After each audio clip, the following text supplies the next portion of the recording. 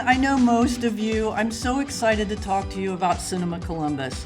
So Cinema Columbus is under the auspices of Kappa, and for our Kappa folks, let me also say happy 95th birthday of the Ohio Theater, which was Friday. In any case, so we started, the film festival was actually started by 4 people in 2020. That would be Chad Whittington, the head of Kappa, Chris Hamill, who's the head of the Gateway Film Center, John Doherty, who is our film commissioner, and Jeremy Hinthorn, who runs the Drexel. Of course, we all know what happened in 2020, so it didn't happen. And so I moved back home because no one loves Columbus more than I do, so the first chance I had to get home, I did. And I was wandering around the short north, and somebody said, "Oh, you need to meet John Sherman." And I said, "Okay, who's John Sherman?" Well, it ends up he's the head of the film department at Kenyon College. So we went out and had coffee, and he said, "Oh, you need to run this film festival." I said, "Of course I do. What film festival?"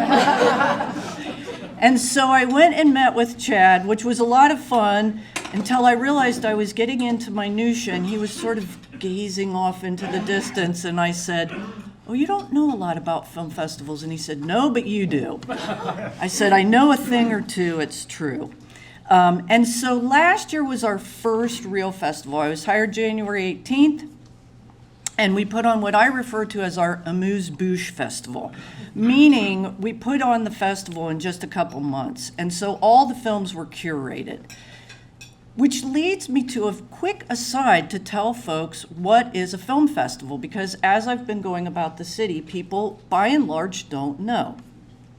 So generally speaking, a film festival is a showcase for independent films, which simply means they're made outside of the studio system, and these are films which have not yet gotten distribution.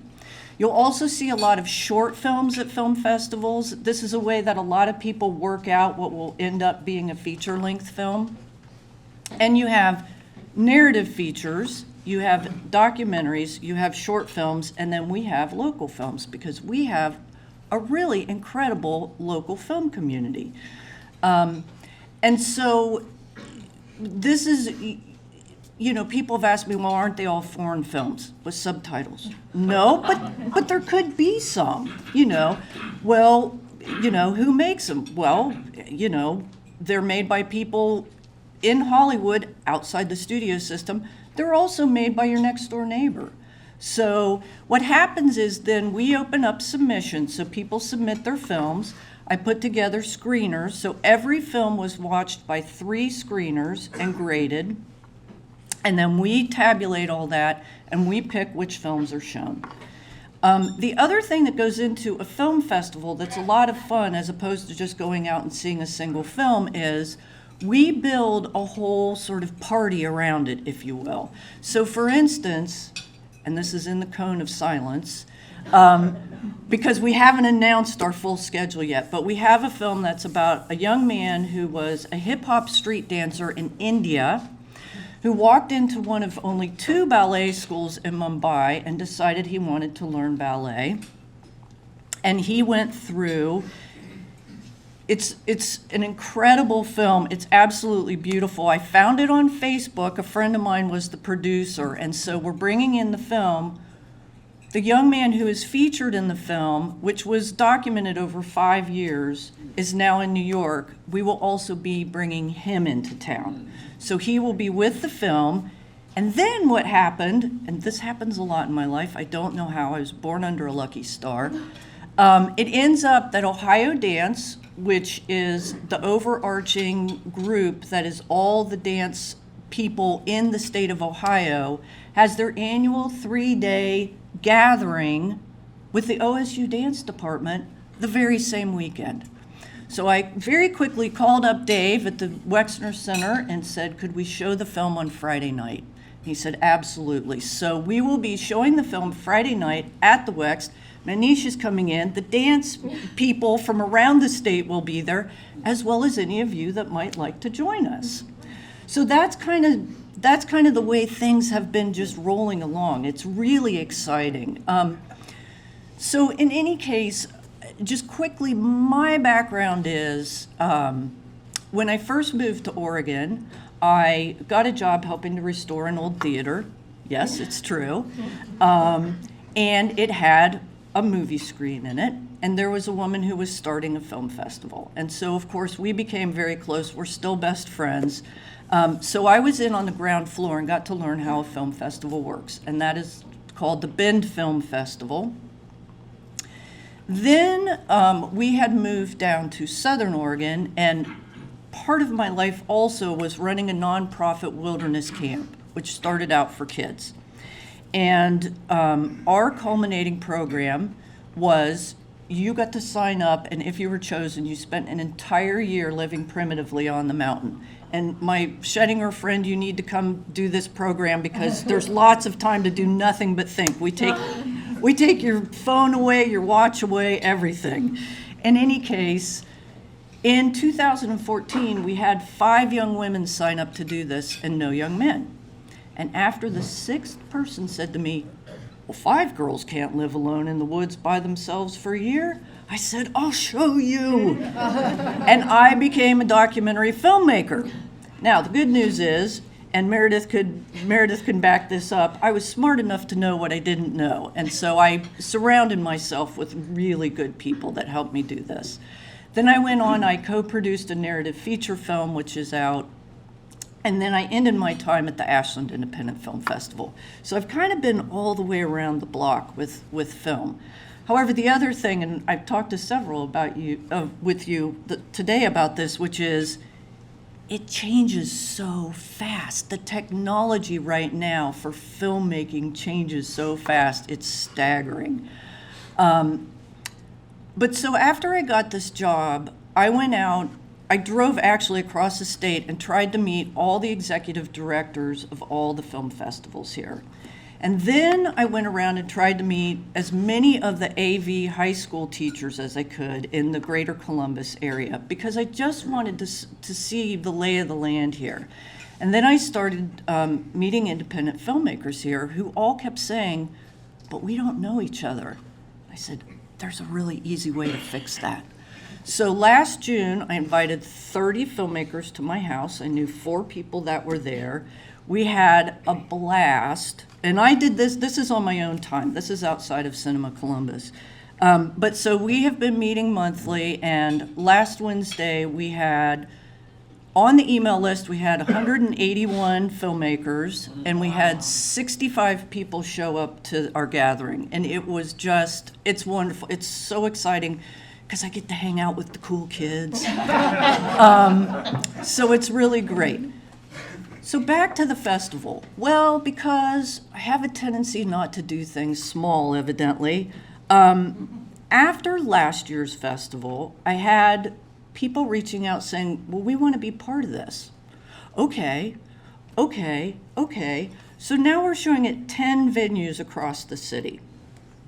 And that is the Columbus Museum of Art, CCAD, I have to think about it in my head geographically, the Drexel, Lincoln Center, the Palace, COSI, Studio 35, Gateway Film Center, Wexner Center for the Arts, and McConnell Center for the Arts in Worthington.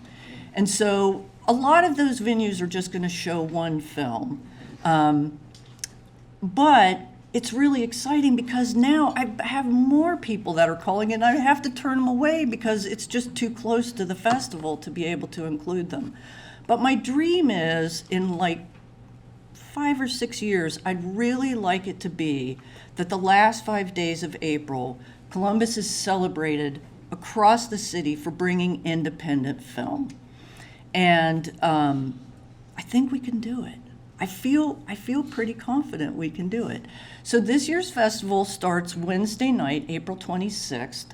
Our opening film, and this I am allowed to tell you, so you can share this, is called Hargrove. It's about a trumpet player, a jazz trumpet player. He passed away a few years ago.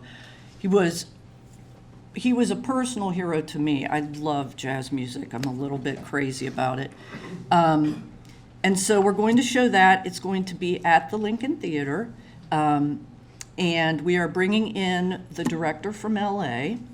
And then I have had the great pleasure to put together a jazz ensemble, if you will. So it'll be Bobby Floyd, Derek DeCenzo, Brian Olszewski, Hallie Craig, Tia Ward, who's an 11th grader at Fort Hays, who is spectacular, Cedric Easton, and Miles Smith. So they're going to play first from 6 to 7, then we'll show the film, and then afterwards we'll have a panel with the director and what I am now lovingly referring to as the 3 doctors. And the 3 doctors are Dr. Jack Marchbanks, who, by the way, also runs ODOT. I had no idea. Dr. Ted McDaniel, who was the head of the OSU Jazz program for 32 years, I believe, and Dr. Mark Lomax, who works for the Columbus Foundation and also is an incredible jazz musician and composer and all that. So again, that's another place where we're going to have all kinds of ancillary things going on. And now, my favorite thing is just to open it up to questions, because you all always come up with great. I'm always sitting in the audience going, "What can I ask that's more interesting than what everybody else is asking?" So please, if you have questions, I will do my very best to answer them, unless they involve mathematics, and then I will not answer them at all. Yes. So it sounds like you have a lot of films being shown in different venues, but will there be one large all-encompassing event, like a celebration of the festival itself, or is it just going to be a bunch of things here and there? So it's going to be a little bit of both. Opening night will definitely be a big celebration night, because the Lincoln holds a lot of people. The other thing is we will have an award ceremony at the Gateway on Sunday. I'm also really excited, I will tell you, because, and you all have to know, Chad Whittington, I consider myself the luckiest person to get to work for Kappa. I really honestly do. I love working there. But Chad is an accounting guy, and so, oftentimes when I'm saying things to him, he's just like, well, what is that going to cost me? But I was very, very adamant that we needed to provide stipends for directors or film people who wanted to come in and be part of this program, and also that we had cash prizes for the awards. So we have both of those, and that is becoming more and more rare, especially since COVID, but it's extremely rare for a first-year festival. So there will be cash awards, and that will be at the Gateway. And you can find out all of that by going to cinemacolumbus.com. I know there was somebody back there. Yes? I'm very familiar with ticket sales when it comes to how do independent filmmakers make money? Yes. Okay. First of all, I can tell you as an independent filmmaker, if you break even, you're really excited. But mostly what happens, so I'll give you a great example. Last year, our opening night film was Linoleum, which was made by Colin West, who actually graduated from Upper Arlington High School. He lives in LA now. I think 5 or 6 of the people on the film are also from Columbus. And so that was the one film that was not in distribution yet, and I invited them to come in for opening night. And they have now been picked up by a distributor. So that's how you make your money, is through distribution. And so that's why for a lot of filmmakers, these are most definitely passion projects. And there's an awful lot of filmmakers, too, in this town who do commercial work. And it was interesting to me also because there was sort of a commercial versus independent. And I'm working really hard to break that down, because the fact of the matter is everybody has to be able to, eat, put gas in their car, and so to me, as long as you're working on creating, that's what's important. And I think more and more those two worlds are going to come together, especially here in Columbus. Because, for instance, I went to Mills James last week, and almost everybody that works there at some point has made an independent film, but we all need to be able to afford peanut butter and jelly sandwiches. I think the other thing I love about film in particular is it encompasses all of the other arts, right? it encompasses people costuming and set building, and some of these skills you need higher ed for, and some of them are trade skills, which is great. Also, I was talking to a woman from Battelle the other day. I said, think about the science that goes into running a camera, lighting balance, color correction, sound. I mean, it really encompasses everything. So it's very exciting. It's also a little tricky because sometimes people will say, oh, well, can you do lighting? And I say, no, I filmed at camp and God made the lighting. It's called the sun. So there you go. Okay, questions? Yes.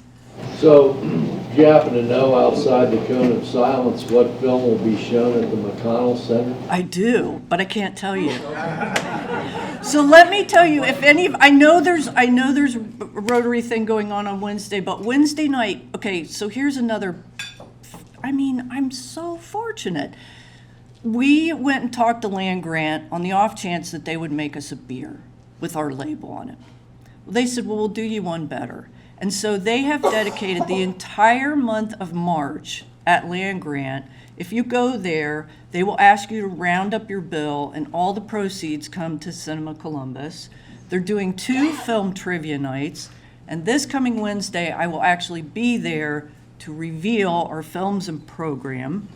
And then officially, we will announce it on the 27th. So you just have to stay tuned. You have to talk to me again. I know, I'm sorry. Yes. Tell us the dates again for the film festival. April 26th through the 30th. And also, a couple more things that I'll say. One is, I've worked really hard to keep the ticket prices low. So opening night with all of that is only $15. Yep. All the other films are $10. Now, one thing that I did bring in and curate, there's this absolutely spectacular, it's called the New York Independent Children's Film Festival. And they put together kids' films from around the world, and they are spectacular. And when I say kids' films, I mean anyone here would love them. They're amazingly creative. And so I have curated 3 of their blocks, and the first block is 8 to 13-year-olds. The second block is Celebrating Black Stories, and the third block is Hola Cinema, Latino Stories. And we will be showing these at 5 venues, and those are $5.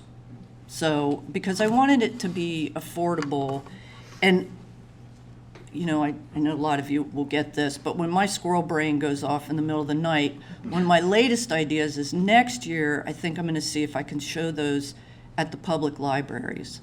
So they're in the neighborhoods where the kids are. Because I really, really want kids to be able to come, see themselves on screen, learn stories from around the world, and be energized by, independent film. So, yes. Yeah, I'm just curious with Mark Wahlberg being a businessman in town, I can't imagine that he doesn't support this. I'm curious how his involvement would be. I would love to talk to Mark Wahlberg. I have not gotten to him yet. Now, I will tell you a fun story. There is a short that we'll be showing that happens to be made by Julie Pacino, whose dad you might know is Al, and she'll be in town with her feature or her short, but I can't tell you what that is yet. So again, you just have to stay tuned. But no, we've had again amazing sponsors come forward. This is really the first year, and for people to even give anything to this, I am so honored by that, because it means that you've got faith in what we're doing. And it means the world to me. So, for all our sponsors, and I'll let maybe Scott talk to that in a minute, but I do really, really appreciate it. Yes? Speaking of kids, are the kids from the Fort Hayes production film department involved in any way? So, okay, that's a great question. So they are not yet, although I've been over and I've actually been working with my independent filmmakers and sending speakers over to Julie's classes. Interestingly, the young man Manish, that's the dancer that's coming in, I am going to take him Thursday morning over to Fort Hays because they have 3 different dance classes on that campus, and we're going to do a master class for their kids. So also, just so you guys know, it's mostly just me doing this. I do have a really great programmer who I brought in. His name is Brett Redder. He's amazing. He also programs for the Cleveland Film Festival, who I also want to give a shout out to because Marcy Goodman, who's their ED, has flat out said, whatever you need, just call me. If it's paperwork, if it's suggestions, if it's whatever, I mean, she has been just, they are wonderful. So, yes. Do you need hosts for any of these people? So that's another thing. In the future, I would like to set up a situation where filmmakers could stay with local families. Right now, I've been working with Experience Columbus to get rooms here in town. So again, that brings up another person, Tracy Moraine, I brought her on a couple months ago to help me with guest services. And I will say, there's 2 people at Kappa that I would be I couldn't do any of it without, and that's Scott Vesdos and Abby Valencic, who are in marketing but have taken on way more than they ever anticipated with me, and they have been just spectacular in helping me get things done. So I need people like you that, yes, I would love to do that. I need to start gathering you all together so we can work on coordinating that. Thank you. Yes. Yes, Meredith. So where can we see your documentary? Oh, my documentary, well, thank you for asking.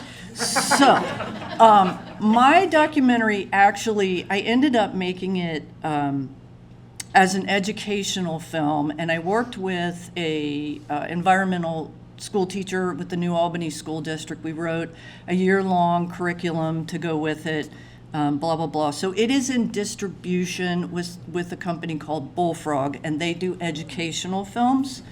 But I'm willing to share that with you. I could share the link with people that were interested in watching it. I will say what is really exciting, I do get royalty checks. They're almost enough to cover coffee for a week. But last summer, I actually got a call from a distribution company in Australia who wanted to pick it up, and I'm like, yes. And recently, within the last 2 months, got a call from a company in India that wants to pick it up. And so I'm international. Who knew? But yes, I can share the link with people that might want to see it. Yes. Yeah, what's the name of your film? It's called Earth Seasoned. Yes. So, yes. So other than getting some kind of distributor, how do the people who created the film get feedback from the viewers?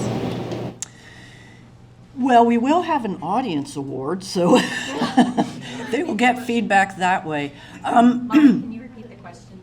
Oh, yes, she was asking how filmmakers get feedback on their films, and I was saying we have an audience award, so at least one person will get feedback on their film. We do try when the screeners are looking at films, we do try to also give some feedback. It's a difficult thing.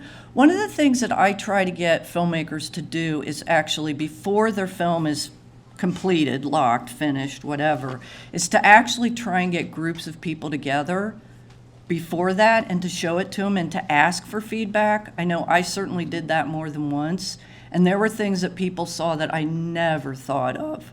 And it's, with our screeners, and it's important in this situation also to have people that know nothing about film and to have people that know everything about film, because, filmmakers will go, oh, well, you only used, one camera, or, the editing there was bad, where maybe the rest of us are like, we're how emotionally are we pulled into this film, and those are the kinds of things that we see. So it's always important to have a wide variety of people that are watching it.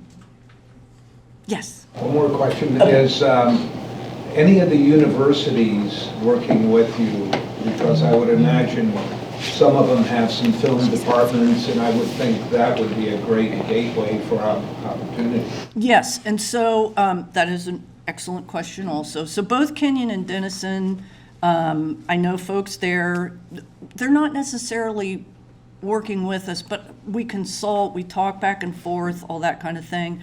CCAD and OSU, both of them, and well, there's other super secret things that are happening that I can't tell you about. But anyhow, I have a lot of super secret things. I'm like the international woman of mystery today. But anyhow, you know, yes, absolutely, we are working with film departments. And part of that also, again, is we're reaching out to their students who come to this filmmaker gathering that I do. And through that, there's been some really stellar collaborations that are happening, some mentoring. We're working right now with college kids that are looking for summer internships on films. That's another thing that I've tried to do also is with the powers that be, people that do funding or make laws, to get them to film sets. Because one of the biggest things about independent film is they are jobs. They're jobs. And, you know, kids are born here, they're raised here, a lot of them go through school here, and then if we don't have the jobs for them, they're leaving. So we've invested all this time and energy into these kids, and these young people, and they're going to New York, or they're going to Atlanta, or they're going to Albuquerque, or they're going to LA. And we should be keeping them here. I don't know if you all know, but Denison's has more screenwriters in LA than any other single school. They come out of Denison, right? So why are they not here? Why is it not here? And this is where I think we really have an opportunity to become this hub of independent film. So, yeah. I don't know how much more time I have. I'll keep babbling away. How can we help you promote this? You know what would be the greatest thing is just tell people about it. And, you know, again, cinemacolumbus.com. Tickets are really inexpensive. Please please invite all your friends. You know, if you have any other questions, you can always reach out to me.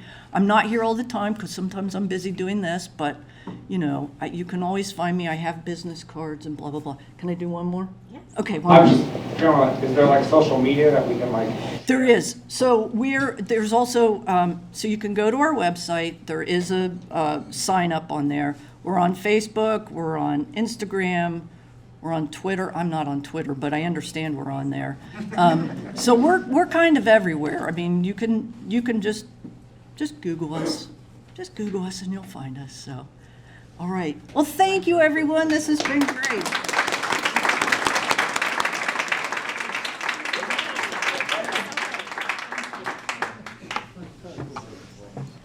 Thank you so much, Molly. You're welcome. I think everybody equally is very excited about going to one of these, and we share your passion and enthusiasm for helping others. So maybe we'll try to plan an outing where we can all come to one of them. Yeah. April 26th. April 26th. Oh, I would love that. Okay. Okay, Jim. I'll be in touch. We'll organize it. Fabulous. Okay. And I did want to share, too, before we get into our final announcements, I did want to share that we have a very generous, I was going to say Republican, and that's not what I meant. I'm sorry, that's not what I meant. I have a generous Republican also. I meant to say Rotarian. In our midst, too, has signed us up, has paid to sign Columbus Rotary up as a sponsor for the film festival. So our names will be part of the marquee, if you will, or whatever, some of the advertising and everything. Columbus Rotary will be a sponsor. So we're very excited about that. So that's exciting. Okay,